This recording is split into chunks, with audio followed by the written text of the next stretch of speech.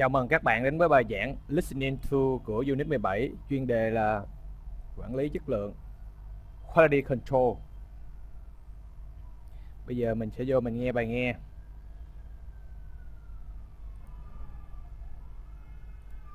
Now, while working here, you will sometimes have to deal with customers who are not satisfied with their purchases and wish to return them. It is most important to be polite and understanding at all times. You must always try to make customers feel that you are on their side and that you are not defensive about them wanting to return an item of clothing. Listen to them patiently and then proceed to explain the store's policy. Namely, the customer returns the piece of clothing in its original condition, and the store does not offer cash back on returned goods, but rather gives them credit that they can use to buy something else in the store. Many customers may protest this, but rather than argue with them, try to assist them to find something else that they like instead. Okay, are there any questions at this point? Ok, bây giờ mình sẽ dịch cái bài này. Now, bây giờ while working here, trong khi làm việc ở đây, you will sometimes, sometimes mà nhớ nha. Trong tiếng Anh nó có hai cái sometimes. Một cái sometimes có s, có nghĩa là cái s là số lần, có nghĩa là thỉnh thoảng ha. Còn sometimes không có s có nghĩa là lúc nào đó. Tại vì sometimes mà chữ time không có s á, là thời gian, là lúc nào đó. Còn sometimes có s đó là từ chỉ tần suất ha, nghĩa là thỉnh thoảng. Nghĩa là now, trong khi làm việc ở đây, thỉnh thoảng ha, bạn sẽ phải deal with là giải quyết với những cái gì? Customer ha, những khách hàng who are not satisfied, không hài lòng với cái their purchases, những cái sản phẩm, những cái món hàng mà họ mua ha, and wish to return them, và muốn trả lại chúng. Như vậy từ them này chính là cái gì? Their purchases, những cái mặt hàng mà họ mua.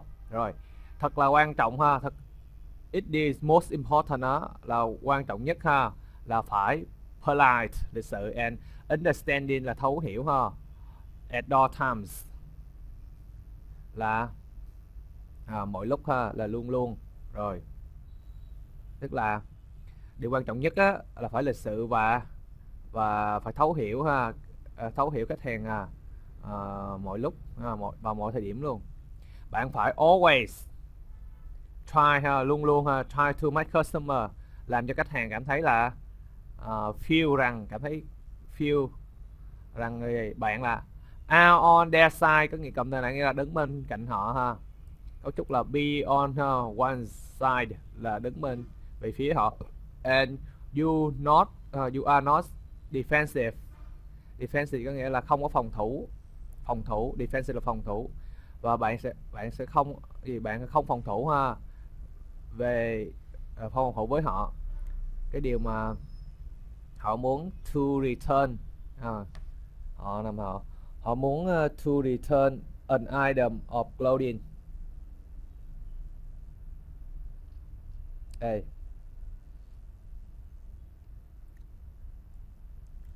tức là họ muốn gửi trở lại những cái mặt hàng mà họ quần áo họ mua á. Listen, hãy lắng nghe họ một cách patiently là kiên nhẫn, and then tiến hành to explain, tiến hành giải thích the store's policy, chính sách của cửa hàng. Namely là cụ thể là the customer returns the piece of clothing, tức là khách hàng trả lại cái mẫu quần áo in its original condition, trong cái điều kiện gì? Trong cái điều kiện ban đầu. Original là ban đầu ha. And the store does not offer cashback, và cửa hàng sẽ không có đề nghị là trả lại tiền mặt ha, về cái sản phẩm đổi trả. On return goods, good là hàng hóa đổi trả nè, đó, return goods. Offer cashback là đề nghị trả tiền mặt. Rồi, but rather give them credit, nhưng thay vì vậy phải đưa cho họ cái credit không phải là thẻ tín dụng nha. Credit ở đây là thẻ phiếu mua hàng. They can use to buy something else in the store, tức là họ có thể mua cái khác ở trong cửa hàng. Many customers may protest. Protest có nghĩa là phản đối ha, khách xếp hàng có thể là protest, phản đối điều này, nhưng thay vì gì argue with them là tranh cãi với họ, thì argue with là tranh cãi với họ, thì try to assist có nghĩa là cố gắng hỗ trợ họ, to find something else, tìm ra cái khác mà họ muốn mua đó. Cái từ instead of này nè, nếu mà đứng giữa từ nó sẽ có instead of, còn đứng cuối câu là thay vì, nhưng mà mình dịch khỏi cần dịch ha, tức là trong câu nó đã có cái nghĩa đó rồi. Ok, are there any questions? Có bất cứ câu hỏi nào về cái điều này không? At this point, đó. Defective là bị lỗi ha, sản phẩm bị lỗi.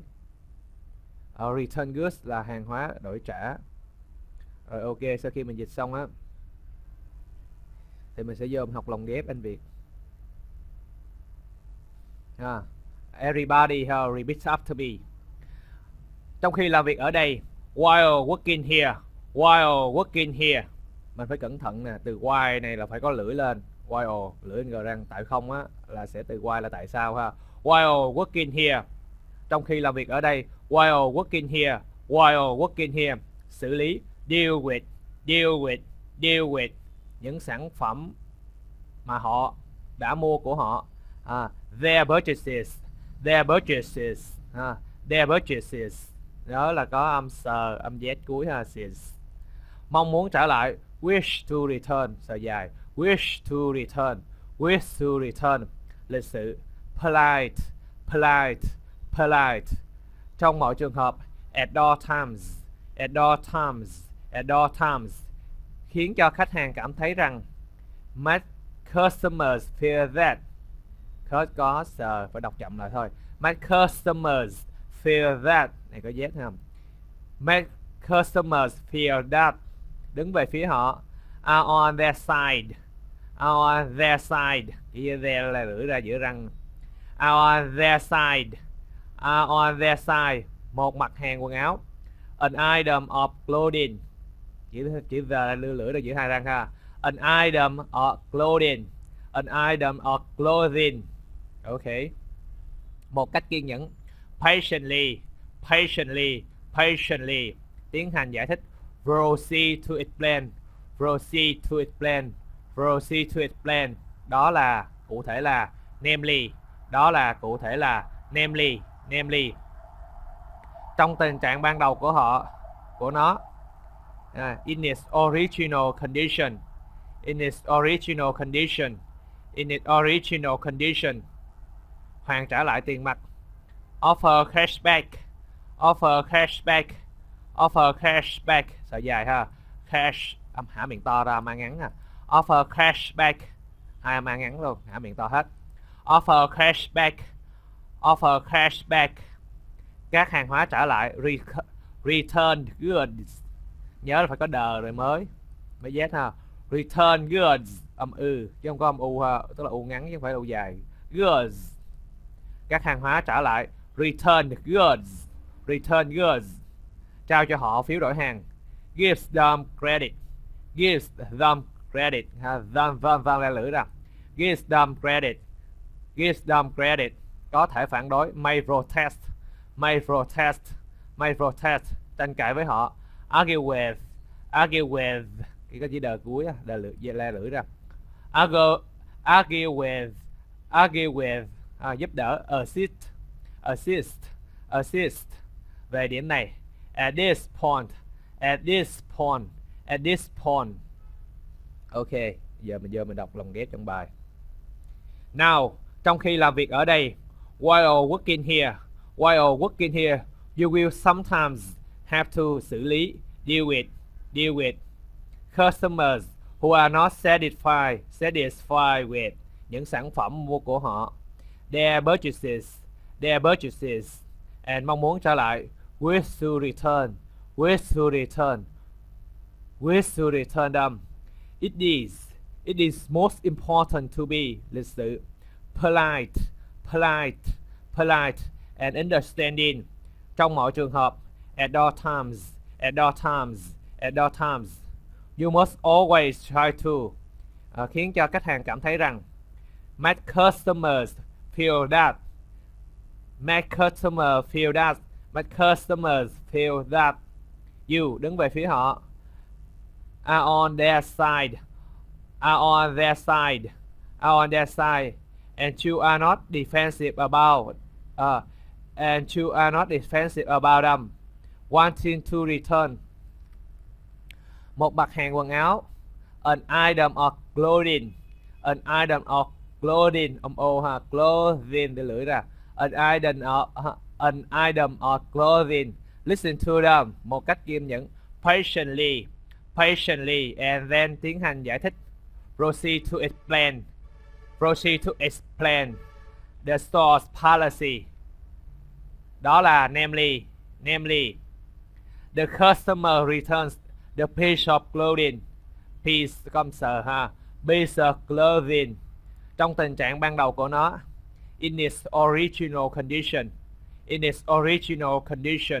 And the store does not hoàn trả lại tiền mặt. Offer cashback on các hàng hóa trả lại. Return goods. But rather trao cho họ phiếu đổi hàng. Gives them credit. They can use to buy something else in the store. Many customers có thể phản đối. May protest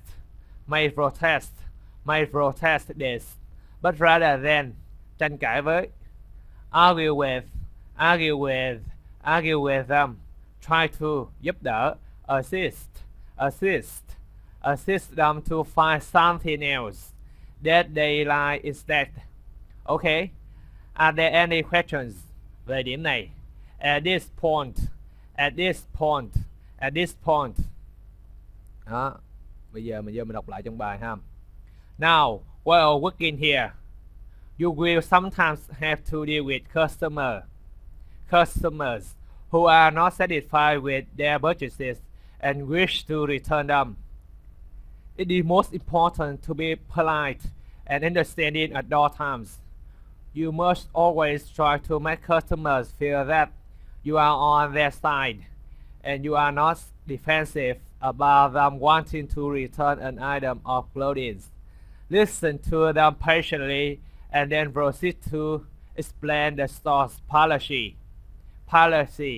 Namely, the customer returns the piece of clothing in its original condition, and the store does not offer cashback on returned goods, but rather gives them credit.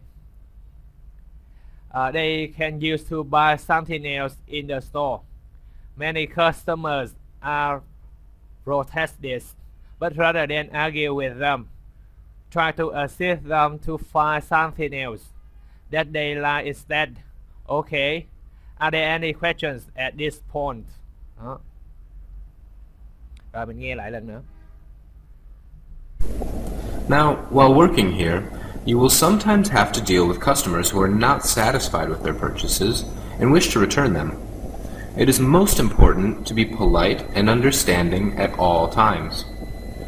You must always try to make customers feel that you are on their side and that you are not defensive about them wanting to return an item of clothing.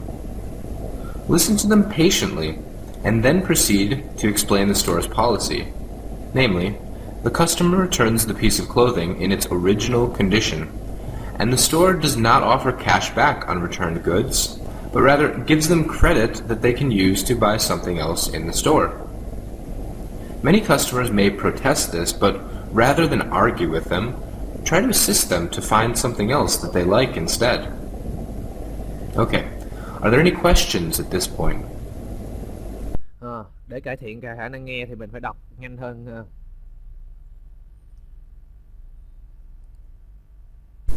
Rồi, giờ mình chỉnh tốc độ tăng lên 2, 3, 4 rồi. Okay. Now, while working here, you will sometimes have to deal with customers who are not satisfied with their purchases and wish to return them. It is most important to be polite and understanding at all times. You must always try to make customers feel that you are on their side and that you are not defensive about them wanting to return an item of clothing. Listen to them patiently and then proceed to explain the store's policy. Namely, the customer returns the piece of clothing in its original condition, and the store does not offer cash back on returned goods, but rather gives them credit that they can use to buy something else in the store. Many customers may protest this, but rather than argue with them, try to assist them to find something else that they like instead. Okay, are there any questions at this point? Rồi bây giờ mình đọc nhanh lên nè.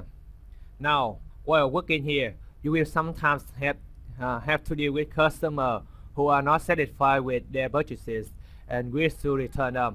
It is most important to be polite and understand at all times. You must always try to make customers feel that you are on their side and you are not defensive about them wanting to return an item of clothing.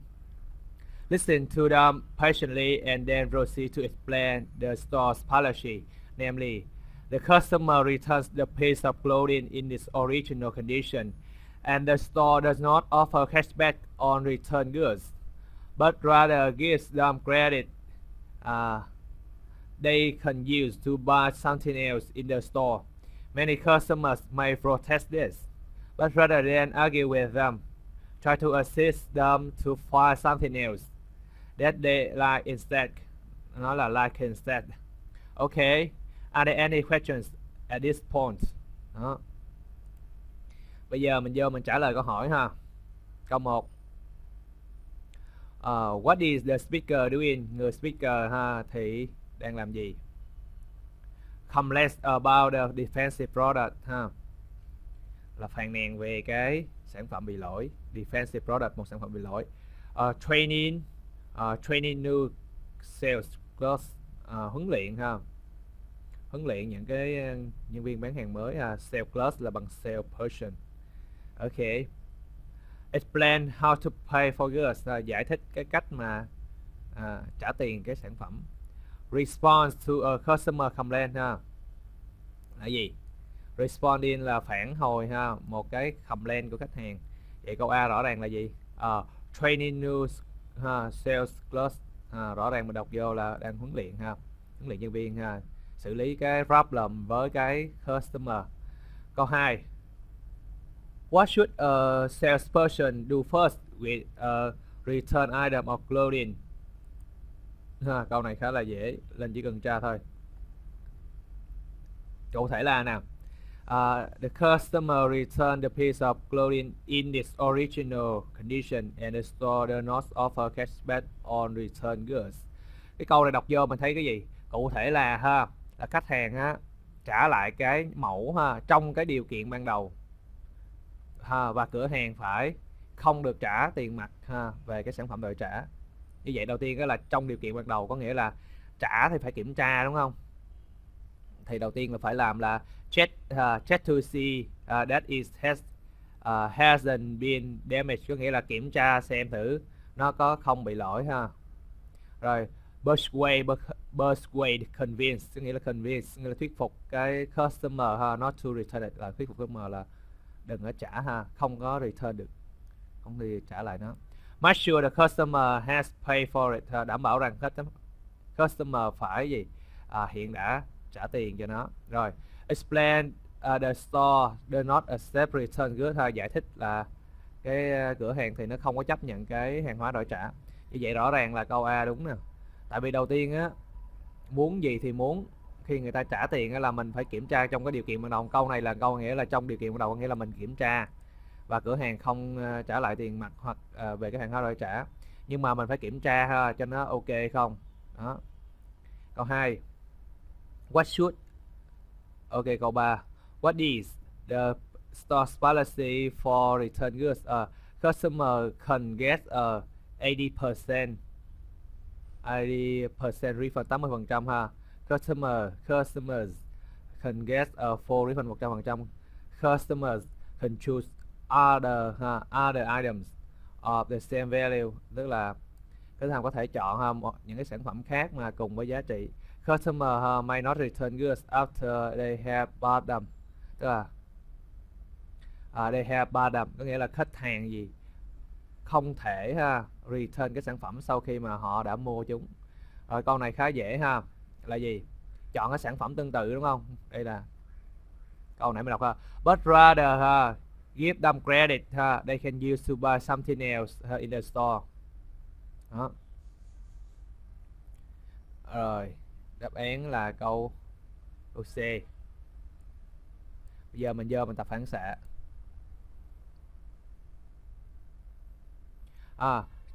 Trong khi làm việc ở đây là gì? While working here, xử lý là deal with. Những sản phẩm đã mua của họ là their purchases, mong muốn trở lại là wish to return, lịch sự là polite, trong mọi trường hợp là at all times, khiến cho khách hàng cảm thấy rằng là make the customer feel that, đứng về phía họ là are on their side. Một mặt hàng quần áo là an item of clothing, một cách kiên nhẫn là patiently, tiến hành giải thích là proceed to explain, đó là cụ thể là namely. Trong tình trạng ban đầu cô nói là in its original condition, hoàn trả lại tiền mặt là offer cashback, các hàng hóa trở lại là returned goods, trao cho họ phiếu đổi hàng là give them credit, có thể phản đối là may protest, tranh cãi với họ, tranh cãi với là argue with, giúp đỡ là assist. Điểm này là at this point, khá là dễ dàng. Chúc các bạn nghe tốt, phản xạ từ vựng tốt. Hẹn gặp lại các bạn ở bài giảng tiếp theo.